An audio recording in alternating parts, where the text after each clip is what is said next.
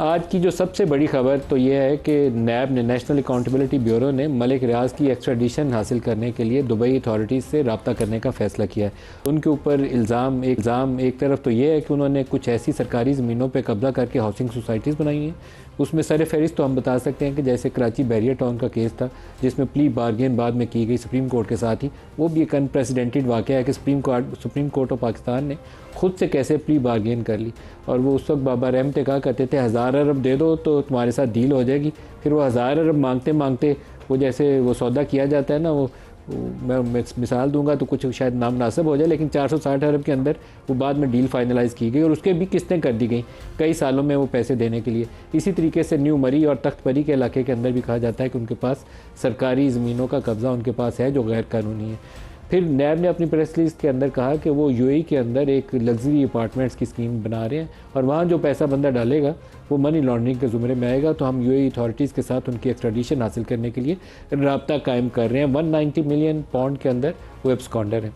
अब ये बड़ी इंटरेस्टिंग खबर इसलिए है कि माजी के अंदर कई मौक़े आए जिसमें मलिक रियाज को विलन बना के पेश किया जाता रहा। फिर बेशतर मौक़े के ऊपर हमारे मीडिया के ऊपर भी उनका काफ़ी असर व रसूख है, तो उनके जो अच्छी खिदमात हैं वो अच्छे नुमाया अंदाज के अंदर मीडिया के ऊपर पेश की जाती नहीं। मीडिया के अंदर आमतौर पर उनका नाम भी नहीं लिया जाता, क्योंकि बेशतर चैनल जो है उनके ऊपर वो हाउसिंग सोसाइटीज़ के एड्स चलते हैं, तो वहाँ पर नाम लेना काफ़ी मुश्किल हो जाता है। लेकिन हमारी इस्टेब्लिशमेंट के और मुख्तलिफ़ हुकूमतों के माजी में कोई शायद ऐसी हुकूमत बची होगी जो उनकी बेनिफिशरी ना रही हो। पाकिस्तान में जजेस हों, जनरल्स हों, या मीडिया के जर्नलिस्ट हों, या मीडिया ओनर्स हों, सारे उनके बेनिफिशरी हैं। तो ये तमाम लोग उनकी खबर आसानी से रिपोर्ट नहीं कर सकते। तो आज हम जहाँ स्टैंड करते हैं, जहाँ दोबारा से एक नैब की प्रेस रिलीज आई है, तो क्या ये केस आगे कंटिन्यू करेगा या एक टेम्प्रेरी फेज़ है जिसके बाद दोबारा सब गुडी गुडी अच्छे अच्छे से वैसे ही भाई भाई बन के सब रहने लगेंगे? ये तो इंपॉर्टेंट क्वेश्चन है। फिर मुज़ाकरात वाला अमल है, क्योंकि ये केस 190 मिलियन पाउंड वाला इमरान खान के केस के साथ जुड़ता है। अगर मलिक रियाज की गवाही हो जाती है, शहजाद अकबर की गवाही हो जाती है, फराह गोगी की गवाही हो जाती है, फॉर्मर जो चीफ जस्टिस सुप्रीम कोर्ट थे साकिब निसार साहब, उनसे पूछा जाता है, तो फिर वो केस मुकम्मल हो जाएगा। फिर हाई कोर्ट में डिफेंड करने के लिए कुछ पास होगा।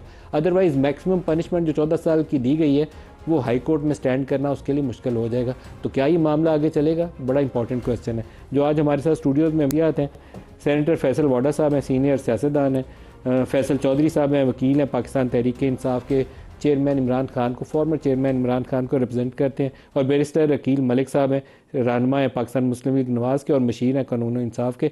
सबको प्रोग्राम में खुशामदीद कहते हैं। फैसल वाडा साहब, मलिक रियाज साहब, कैसे मामला चलता नज़र आता है आगे आपको? बहुत शुक्रिया नदीम साहब। देखिए नदीम साहब, सबसे पहले तो ये कि आपने जैसे अपने इंट्रोडक्शन में ही सारा समअप कर दिया है कि अगर उन पर इल्ज़ाम जो हैं सारे, तो सारी पॉलिटिकल पार्टियाँ, कोई एक ऐसी पॉलिटिकल पार्टी नहीं है जिसके एतबार में उन्होंने कारोबार ना किया हो, ठीक है, या उस टाइम की इस्टेब्लिशमेंट या उस टाइप की जुडिशरी, तो उस वक्त आंख पे पट्टी क्यों बंधी हुई थी? सवाल यहाँ से शुरू। बहरिया को तो आप बाद में पकड़ेंगे, पहले तो आप पकड़ेंगे कि वो सब आंख पे पट्टी अंधे थे, सारी बेनिफिशरी उनके सब। तो बेनिफिशरी है, तो बेनिफिशरी खेल खेल के तो हम मुल्क को यहाँ तक ले आए, ठीक है। अब आप कहते हैं कि जी उनकी सोसाइटी भी है, उन्होंने गबन भी किया, उन्होंने फलाना भी किया, उन्होंने धमाका भी किया। अब क्यों कह रहे? और जब वो यहाँ इस मुल्क में मौजूद थे तो उस वक्त क्यों नहीं कोई चीज़ की गई? जब वो मुल्क से नहीं, ये क्यों होता है पाकिस्तान के अंदर कि हर चीज़ किसी के निकलने के बाद, किसी की ओहदे की वजह से? अभी आप KP के अंदर मीटिंग हुई, मिसाल आपको दे रहा हूँ, चीफ जो है हमारे, वो बहुत ज़बरदस्त टारगेटेड ऑपरेशन कर रहे हैं, पाकिस्तान के वक्त की ज़रूरत है, कामयाबी अभी हो रही है, लेकिन दहशतगर्द आप उस कमरे में मौजूद है, अली मोइन गंडापुर, क्योंकि वो CM है, उस पर दहशतगर्दी के पर्चे हैं ना, रियासत को हिलाना। पर्चे होने का मतलब ये नहीं है कि वो दहशतगर्द है। पाकिस्तान में पर्चा 780 का तो फिर पूरे सियासतदानों के ऊपर है। तो सर मेरी बात सुनो, अगर आपकी मैं ये बात समझ लूँ, मलिक रियाज वाला फोकस बाद में आके, मैं इसे आपको तसलसल बता रहा हूँ कि सब कुछ बाद में क्यों होता है। अब आप अगर ये क्रेडिट देते हैं कि अब क्या होगा मलिक रियाज का? सर अभी तो is out of country, what can you do? कुछ भी नहीं होगा, व्हाट कैन यू डू? तो बस ये मीडिया आपने आज तक पाकिस्तान में उनसे रिकवरी शायद इस हद तक हो जाएगी, उनके एसेट्स यहाँ हैं, लेकिन आज तक अपने पाकिस्तान मलिक रियाज के अपने नाम थोड़े होंगे कि आप ले लेंगे? नहीं, बहरी टाउन के नाम होंगे। मुझे आज बताएं, आज तक पाकिस्तान की हिस्ट्री में, आप मुझसे ज़्यादा सीनियर हैं, सब ज़्यादा जानते हैं, पाकिस्तान में करप्शन का एक धेला कभी वापस आया? एक धेला। 190 मिलियन आया था ना, तो उसका क्या बेनिफिशरी थे ना? पता चल रहा है, ठीक है, वो PTI बेनिफिशरी थी, ठीक है ना। ये ओवर एंड अबव आने थे वो 460। मलिक रियाज का कुछ हो रहा है कि नहीं हो रहा है ये बताएं? सर देखिए, वो इस मुल्क से बाहर है, जितना आप एक्शन कर सकते हैं आप कर लेंगे।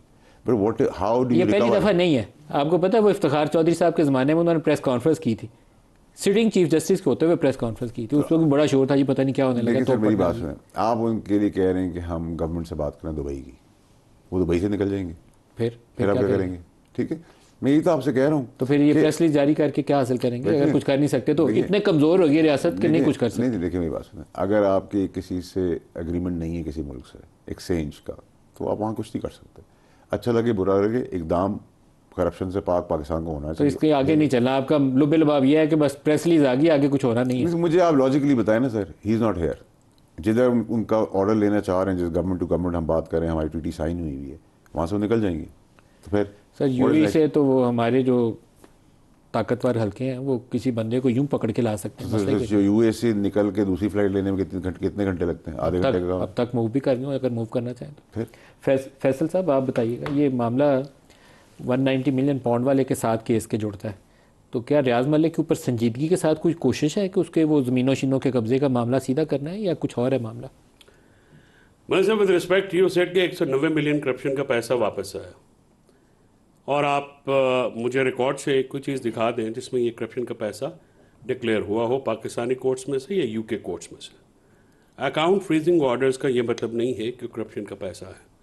करप्शन का पैसा जब साबित होता है, जो क्राइम प्रोसीड जिसको आप कहते हैं, मनी लॉन्ड्रिंग का पैसा, कि अगर वो फोरफिएट होता या जब्त हो जाता, लोगों की जब्त नहीं हुआ है, ये पैसा एनसीए के साथ एग्रीमेंट के तहत मलिक रियाज फैमिली को वापस आया, और सुप्रीम कोर्ट का जो बैंक अकाउंट है वो भी उनकी बहू ने अपने लेटर में अपने सोलिसिटर्स के थ्रू जो लिखा वो उनको दिया, और वहाँ पे ये सारे पैसे वापस आए। पहली बात, मलिक रियाज साहब वो कहते हैं ना कि मुकदमे के दौरान तो उनको याद नहीं आया एक्स्ट्राडाइट करना, उसकी वजह कि इमरान खान साहब को बुशरा बीबी को कॉन्विक्ट करना था ना, बहुत जल्दी थी। और मैंने ये कहा जज साहब को कि विंटर वेकेशंस के बाद कर लें, कोई इतना आपने उस वक्त ये सवाल उठाया कि आप पहले मलिक रियाज से, फरागोगी से, बैरिस्टर शहजाद से, उनसे तो ला के क्रॉस एग्जामिन करें। देखिए, एक चीज़ होती है प्रोसिक्यूशन, एक होता है defence, and you know it better.